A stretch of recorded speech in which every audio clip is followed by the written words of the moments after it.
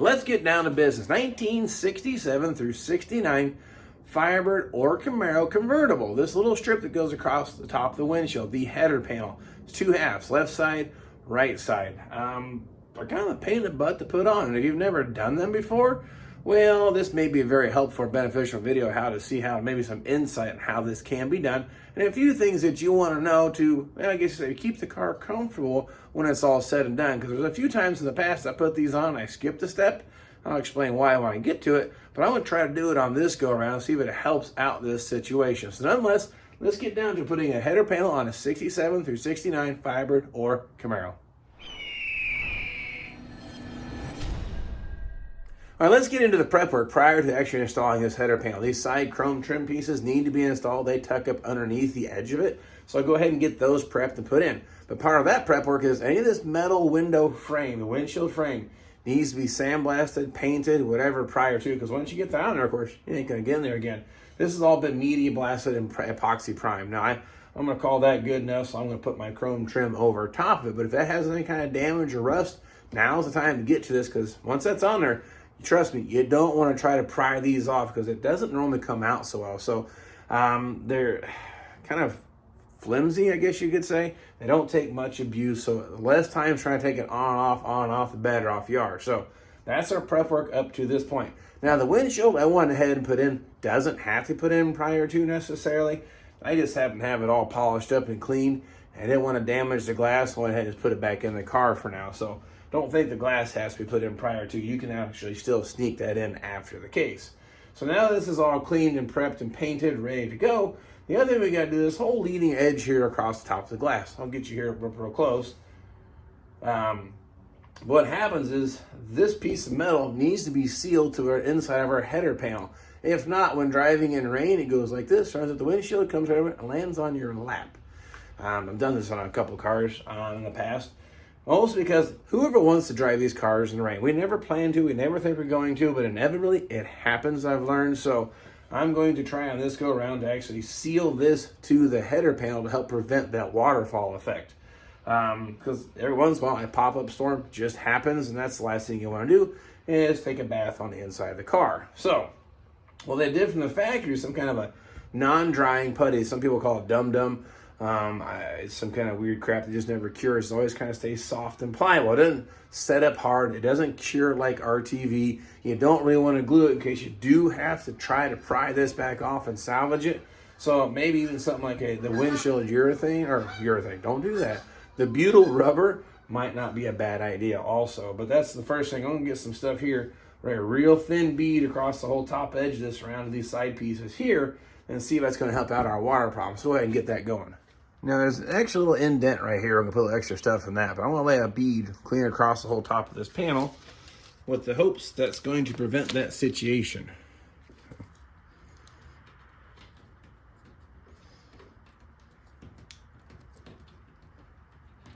And it doesn't have to be really thick because it hugs pretty tight to that panel.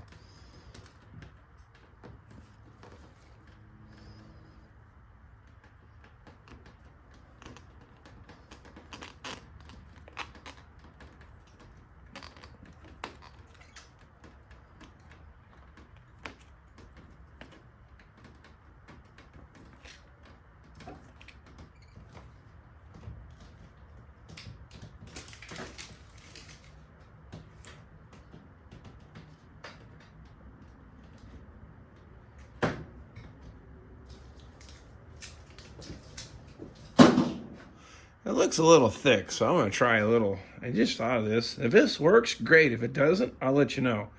It's a 3/4 inch, 11/16, 3/8 drive socket. Using it like a roller here. I'm just going to roll this thing out a lot skinnier.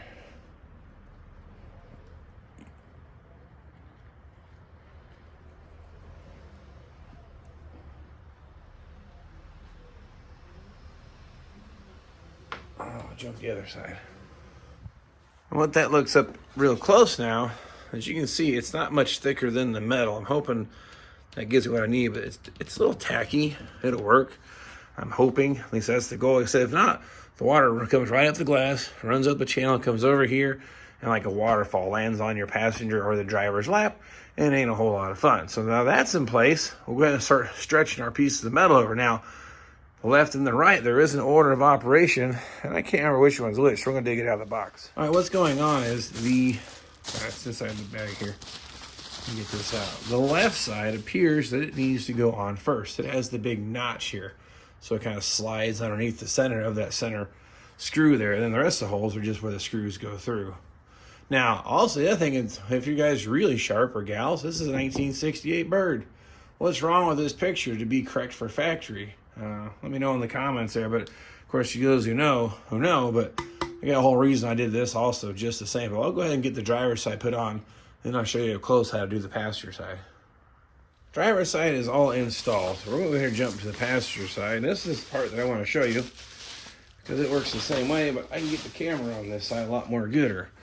Now, the part is the leading edge towards the front of the car. We're going to start it first, at least get it sort of roughed into place. And then we're going to stretch the back over it. I know it seems kind of backwards, but it seems to work pretty good. Now, positioning this, I got to get it about right, because as I start putting pressure on it, that dum-dum stuff's going to start to set off and start to stick.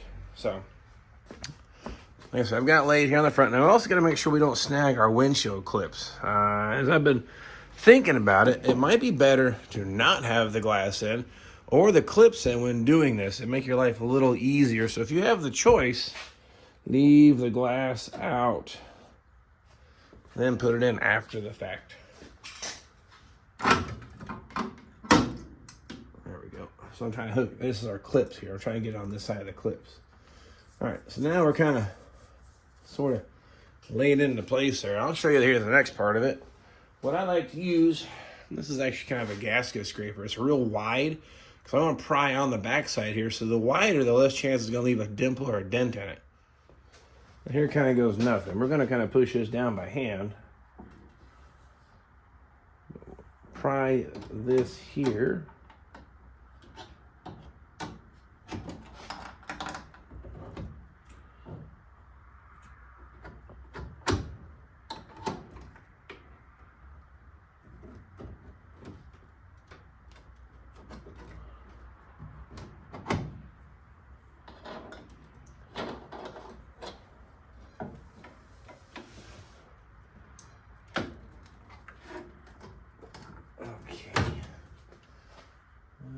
Closer.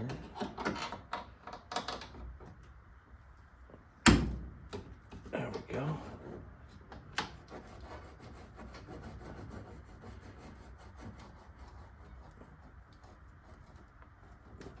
Well, okay.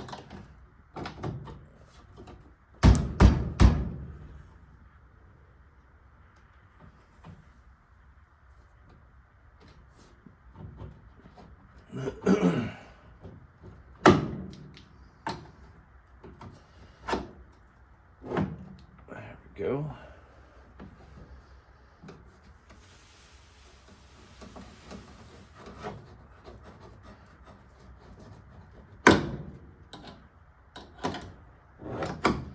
There it went.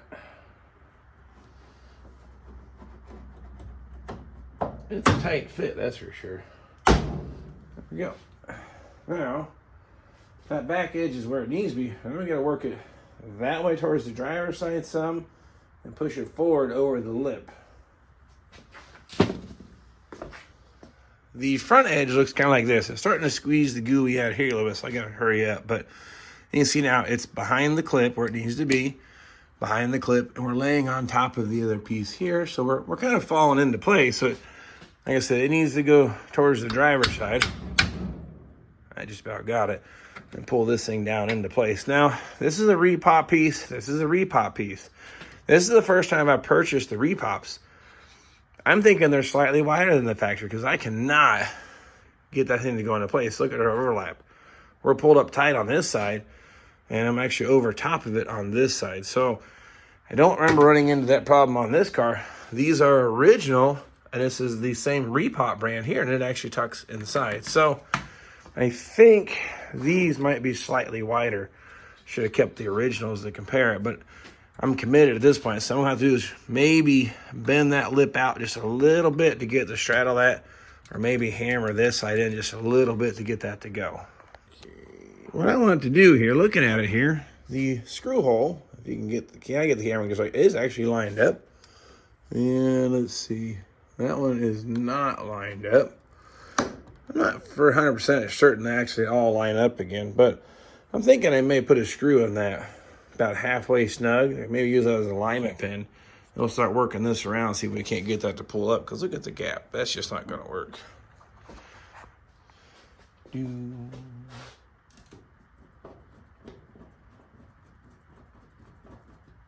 Let's see. Nope. That looks horrible. That's probably people talking about the fitment of these are just not the best. It really just... There's also a screw that goes on the inside edge. I'm going to put that one in too.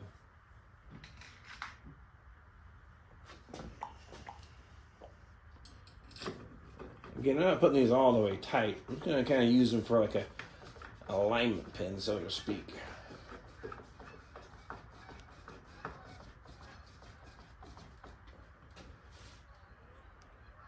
What can I do? Our gooey squeezing out, which that means I'm going to seal that. That worked out okay. That plan was fine. But this just doesn't look like I'd hoped. It just hangs up real high. It looks like it's going to go over top of the trim. It just won't go down.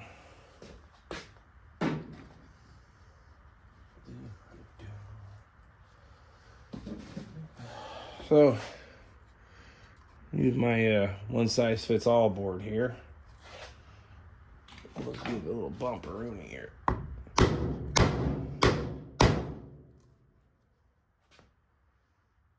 Nope. Nope.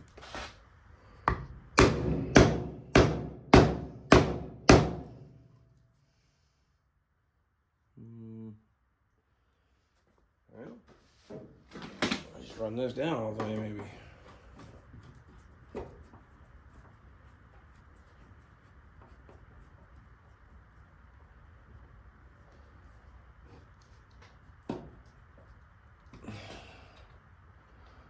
It's actually slightly better. I don't love it yet, though.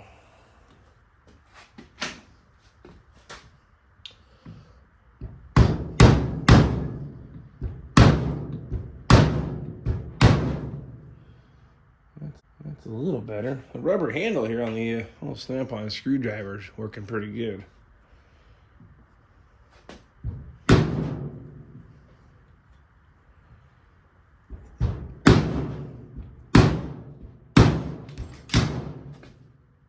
Hey, all right. That's almost respectable. Can almost get the next screw to go in there now, too. After doing that, this screw hole here is actually lining up. Now, it's close. It ain't 100%. Let's see if I can't. I'm going to try to pull this back and see if I can't get that next one to go.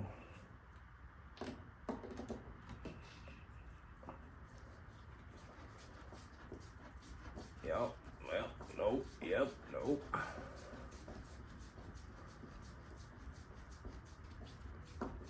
Oh, heck, that went pretty good.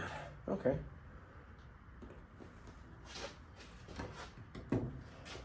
Now, if I get that last screw to go in, we're in really good shape, but it's looking way out of whack now, the alignment. Let me show you what I got. Now, we're looking down from the top side. This is the last hole, but as you can tell, the trim is sitting back. This is my gooey here starting to smear out. I need this to actually shift forward some, and I can maybe get that screw to go in or see how that's going to go. But that one is started. That one is in. That's looking better. So we'll see if I get both hands on this here and get that to push forward and slide back over that edge. So this means you get to join me in on the struggle here and see if we can get anywhere.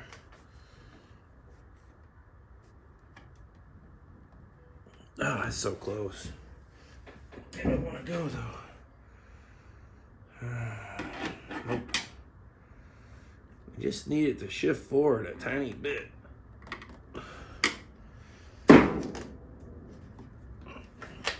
I might be better off taking that one out, getting this go over top and see how that looks.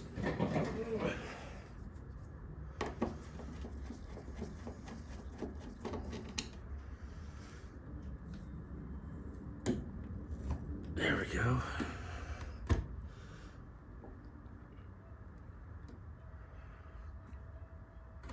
Well, it's barely off from that screw going into the center one here.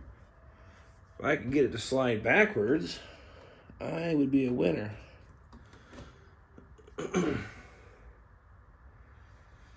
Let's see about... yeah, I don't have a longer screw.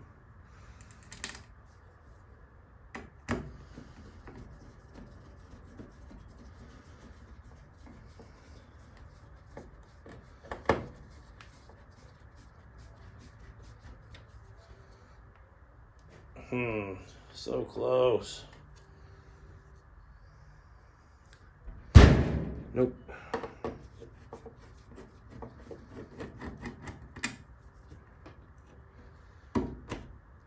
When someone says these are interesting to put in, they aren't lying.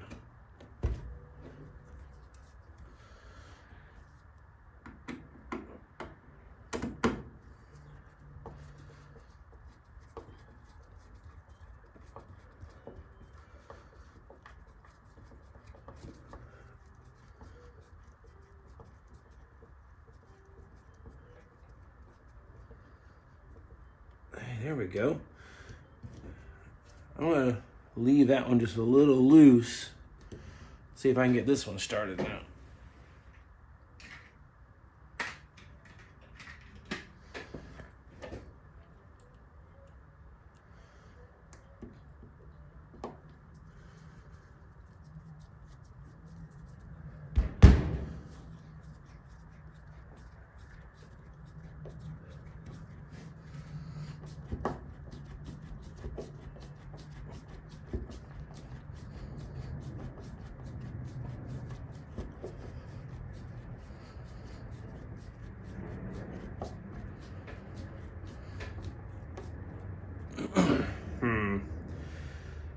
I think that one's okay, but that one's just not 100% what I want.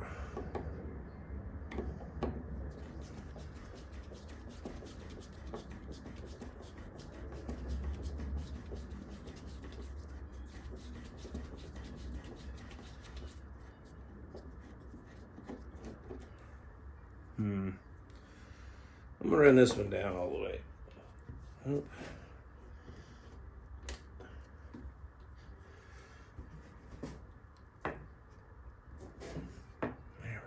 That actually looks pretty good here. The gap where it overlaps looks decent.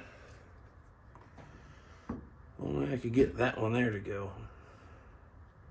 I'm going to try to bump it here with my piece of wood again. Get that thing to come back just a little bit. We'll see what happens.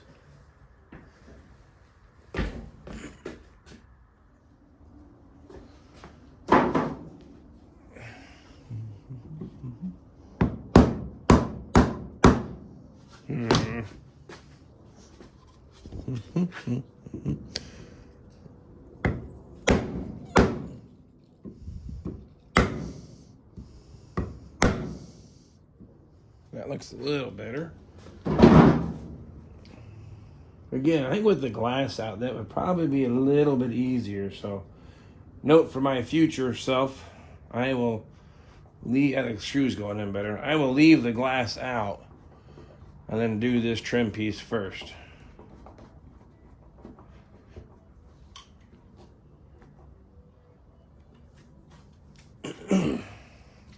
Okay.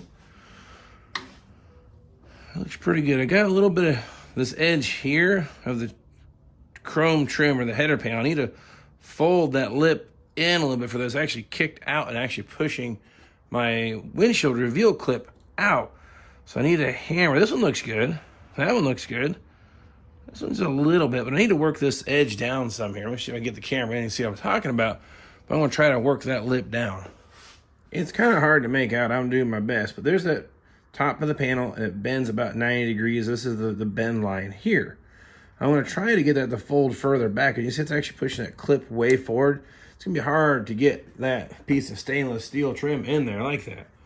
Again, with the windshield out of the way, it'd probably be a little bit easier to do this. With less chance of breaking the glass, too. I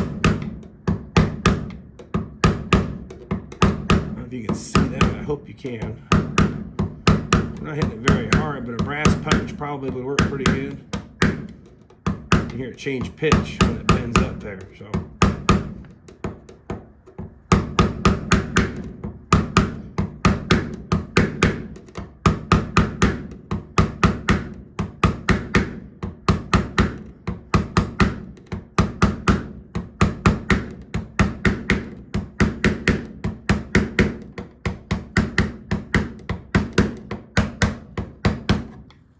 See if it really shows up when I hit it here. Yeah, that trim clip went way back into place.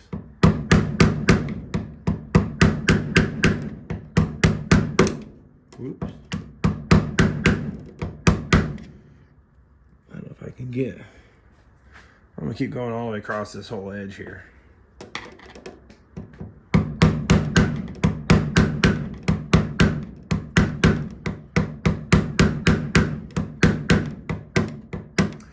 Well, I hope this comes through in the camera now. This is at tighter than a 90-degree bend. Now I've actually got a little gap. Look at the clip. The clip can wiggle around. Now, it was wedging it out away from the windshield, or actually away from the trim. So now my piece of window trim now will snap into place and hug up tight because I got a nice 90-degree bend. When I did the whole thing all the way across, if you look carefully, see the little dimple marks from my screwdriver from working it. But it's like I said, that's going to be below the trim by the time I put that all back together. And after tightening it all up, I'm not going to complain about this. It's a little high on the outside, but I don't think I'm going to get it any better than that without having some major manipulation. So looking like that worked out pretty good. Inside, hugged up nice and tight. Then you can find the rear view mirror bracket, and I've got these somewhere too, the sun visor supports. That fills in that last little pocket there, but making some progress. Look here, we got the dash all back together, our grab handle there, went ahead and installed that. Now this isn't a deluxe interior car, but that was donated from my friend Louie. I just couldn't resist. Now, that's the first time I've installed one of these handles. These little oval holes, they are a pain in the butt to do. I'll tell you what, I probably should have did a video on that. But nonetheless, that is all in there now. Steering column's all assembled. I test fitted everything in here. It looks pretty good. I got to take the gauges and everything back out to put our dash pad back in. I got one from Al Knock, or I don't know what it is, but I bought one from him. I'll let you know what I think of that too once I get that installed. So there you have it, how to install the header trim on the first generation Firebird or dadgum Camaro. Either way, they're the same setup. Now I'll let you know a little secret. The top here, 1967 is the only one that had full chrome around the entire windshield frame. 68 and 69 would have been brushed. But what they sell you as brushed is crappy spray paint put over top of the chrome. So you can imagine, it's not durable, it is not brushed, it is just silver spray paint. So I've opted never to go that route again. Now I'm not saying all brands are that way, but I got kind of burned in a lot of the pictures that I see in the cars that I look at. Unless it's original, some kind of daggum spray paint. If that was the case, I would have body worked this top header panel, welded a piece back in and painted it silver myself, saved a few bucks. That sounds a bit extreme. I probably still would have bought this trim. You can see it's a little bit of a wrestling job to get on. Now this has been kind of folded over that edge, and I got that gooey in there. It's pretty permanent. You can tell it's probably going to destroy these pieces taking them back out. So I have no intentions on doing just that. Now this is a little bit of out of sequence. As you can see, I see a fender sitting here. This car is not painted, it is not assembled. Today is actually very warm but rainy, so I can't do any painting. That's part of my problem. I can't really get into doing body work and painting in the garage in the winter because it stinks up the whole house. So I've been trying to do little odd projects, as you know. I've been trying to keep things rolling. Got all the wiring under the hood buttoned up. Now if it dries up, may go for a test drive still. Kind of waiting for that. It's warm, but it's drizzling today, so it's just not going to work. So what I might do next is hang the doors back on it, hang the fenders on for the first time. These fenders have never been on this car. And start doing all of our fitment in preparation for final metal working and edging and then start stripping it, and then hopefully get a coat of epoxy on it and start doing some daggone body work. My least favorite part of the job, but necessary evil to make it work and look as good as we can possibly get here at home in our little 2-car garage. And showing you stuff like this can be done, not overly complicated, takes a little bit of finesse, and you can wrestle these things on here.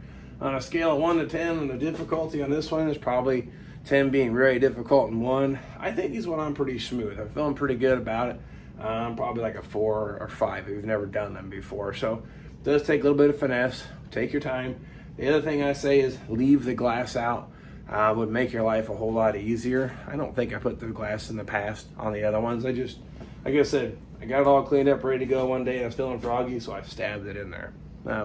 So note to self, if you're going to do it, if you have the option of having the glass out, do it that way. So anyway, appreciate you following me on the journey of these old cars. This particular Leaf Lamborghini is going to go to my dad as soon as it's done. Hope that works out really good, and we'll see you guys at the car shows and gals. You know, run what you brung, so see what you got. Send me pictures of your projects. Any questions, comments, concerns, hit me up in the comments. Let me know anything else I can do to help you all out just the same. But feeling under the weather today, so I'm going to wrap it up here, shut this place down, and get cleaned up, and we'll catch you all next time.